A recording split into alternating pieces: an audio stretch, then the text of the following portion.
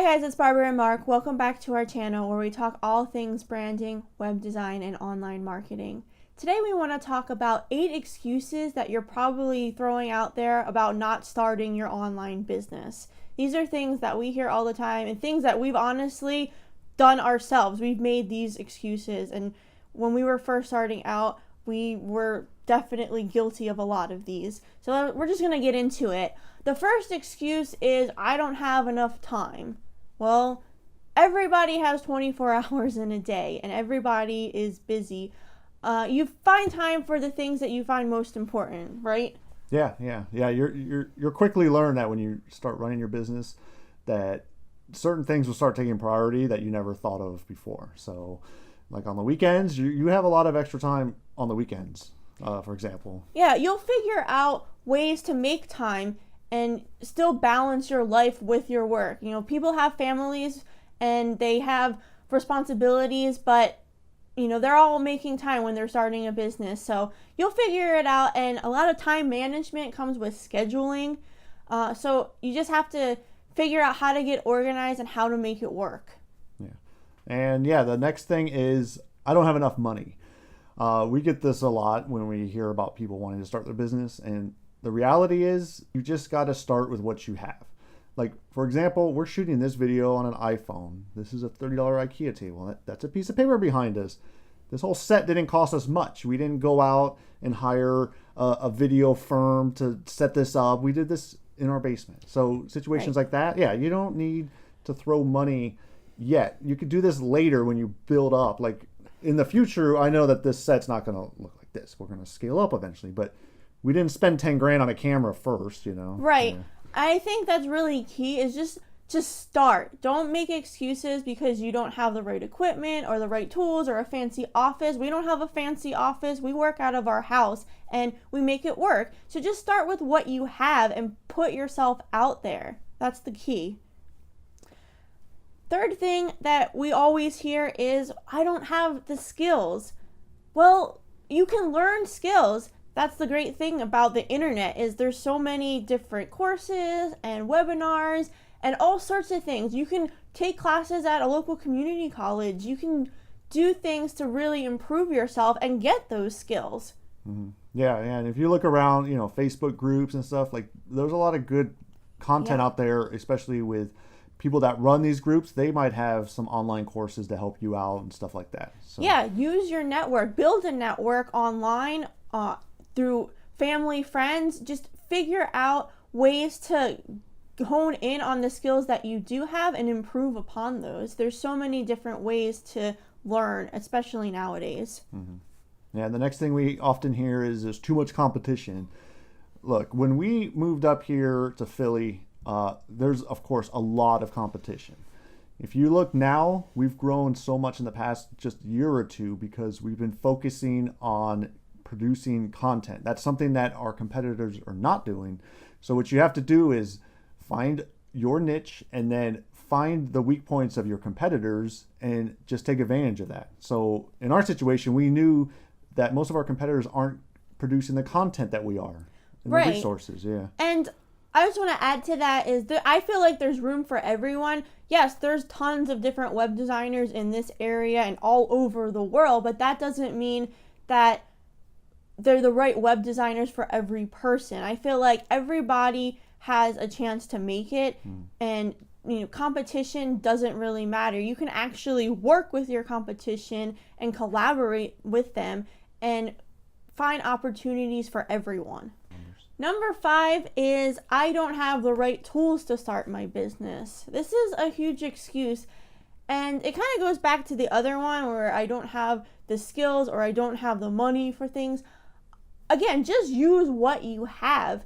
You don't have to have all these fancy tools. You can do things with your phone. You can do things with your laptop. You don't have to have a fancy office.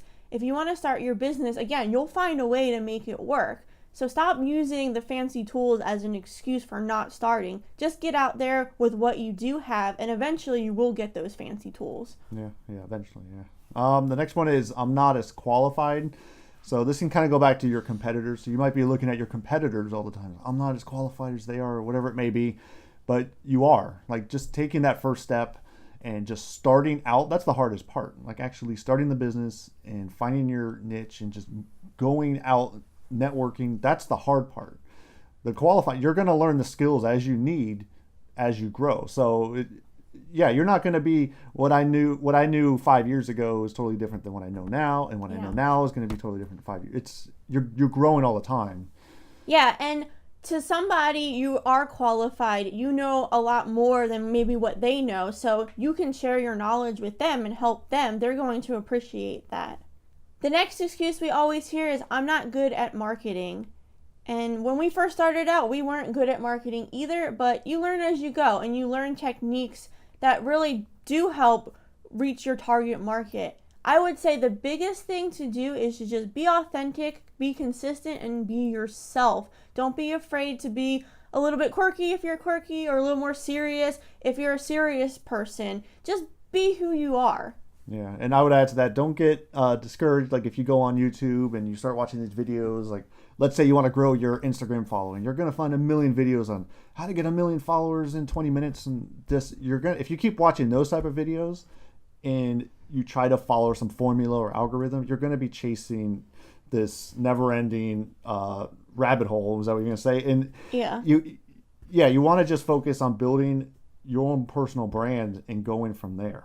Right. And to add to that, if you do follow these videos and these tips and techniques on things like how to grow your Instagram or how to grow your Facebook page, it's just going to be overwhelming, and you really will start getting discouraged. I know I went down that rabbit hole when we first started out, because I was getting frustrated because our numbers weren't growing. But then I realized that just because it wasn't growing maybe as fast as I had hoped, it was still growing, and we were making progress, and we were connecting to people that really were interested in what we had to offer. And that's really the key. So if you just make tiny steps, that's better than growing an intense number super quickly, because sometimes you're not going to be able to handle all of that pressure. Yeah, good points. All right, the last one is I might fail. Of course, this is a huge fear that everybody has, especially when you first start out your business. So, I'll be completely honest. I think about failure every day, and so